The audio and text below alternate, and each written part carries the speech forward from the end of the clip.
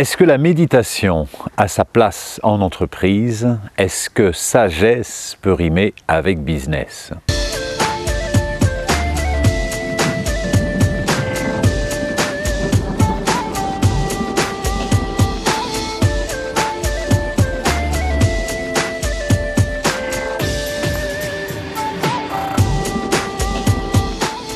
Bonjour et bienvenue aux Chroniques du Moulin, troisième année, troisième saison. Je suis heureux chaque semaine de vous accompagner, de tisser les liens qui existent entre la sagesse et notre quotidien. J'ai passé tant d'années auprès des peuples premiers, auprès des sages de toutes les traditions, pour établir les liens aujourd'hui dans notre quotidien, dans notre vie de couple, dans notre vie amoureuse, dans notre vie familiale, dans notre vie professionnelle. Et souvent, ces mondes justement sont opposés. On a d'un côté le monde de la matière, on va travailler, c'est le métier, il faut gagner de l'argent, etc. Et puis on a l'activité de développement personnel ou la spiritualité, la méditation, le yoga. Mais les liens ne sont pas toujours établis, alors que pour moi, nous sommes vraiment, et aujourd'hui plus que jamais, dans une période où les frontières gagnent à perdre leur perméabilité et donc à tisser les liens davantage entre la sagesse, entre les affaires. Mais ça nous demande de nous concentrer avant tout sur notre motivation, sur notre intention.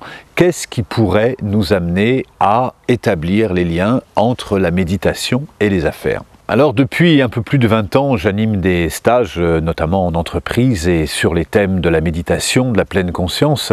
J'ai pu voir comment les mentalités avaient évolué ces dernières années. Quand on parlait de pleine conscience et de méditation il y a 20 ans, les réactions étaient beaucoup plus hermétiques, mais la méditation, c'est pas la place de l'entreprise. On est là pour la performance, on est là pour la rentabilité, on est là pour faire du profit, on est là pour gagner de l'argent. Or, je crois vraiment que la finalité d'une entreprise n'est pas de gagner de l'argent, c'est de créer de la richesse, c'est de créer de la valeur. Ça n'a rien à voir, et de créer de la richesse et de la valeur, notamment de la valeur humaine, de la richesse humaine, de mettre l'économie au service de l'humain et non pas l'humain au service de l'économie. Et dans un quotidien où les managers ont de plus en plus de décisions à prendre, des décisions stratégiques à court terme, à moyen terme, dans un environnement où c'est souvent difficile de travailler, je trouve, avec les uns, avec les autres, parce que dans une entreprise, il y a tant de personnalités différentes.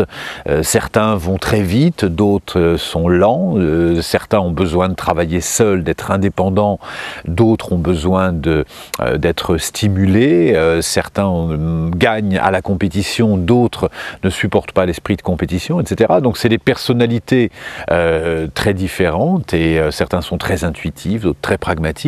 Donc on a, dans un environnement avec autant de différences, avec beaucoup d'enjeux humains, financiers, économiques, etc., on a besoin de prendre de la hauteur pour revenir à l'essentiel et se poser cette question essentielle: quel est mon rôle dans cette société? Quel est mon but?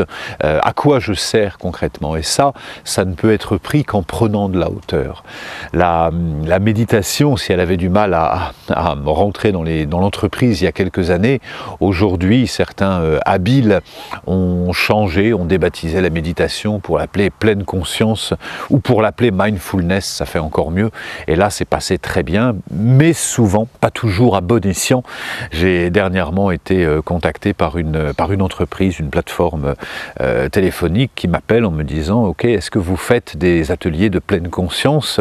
On voudrait organiser pour les salariés des ateliers de pleine conscience entre midi et 2, et j'ai posé la question: qu'est-ce que c'est pour vous que la pleine conscience? Si pleine conscience, c'est simplement apprendre à respirer en se regardant le nombril, on n'est pas vraiment dans la pleine conscience. La pleine conscience, c'est prendre conscience de notre impact sur la société, c'est de prendre conscience de l'impact de notre management sur les collaborateurs, c'est prendre conscience de notre attitude, et donc c'est de prendre de la hauteur et de travailler vraiment ensemble. Mais ça, c'est pas le fruit d'un atelier de respiration entre midi et quart et midi et demi.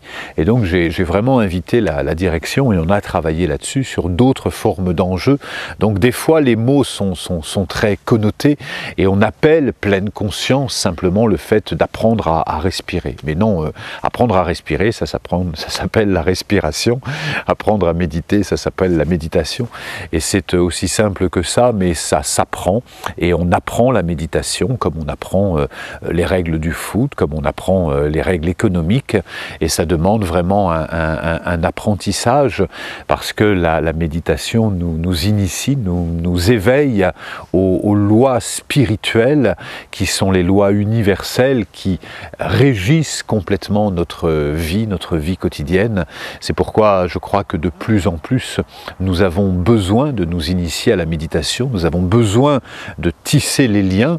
La méditation nous ouvre aux liens de causalité, réaliser que tout est lié, nous éveille aux liens d'interdépendance, prendre conscience que ce qui nous arrive à nous, ça va arriver à l'autre parce que nous sommes tous interconnectés. Et quand on découvre cette méditation, le cœur s'ouvre et nous invite à prendre soin autant de l'autre que nous prenons de nous, ou prendre soin autant de nous que nous prenons de l'autre. Et c'est aussi à ça que sert la méditation, en étant libéré de l'enjeu. Et c'est là peut-être où l'entreprise a le plus à apprendre, de se libérer de l'enjeu et d'être pleinement dans l'instant présent.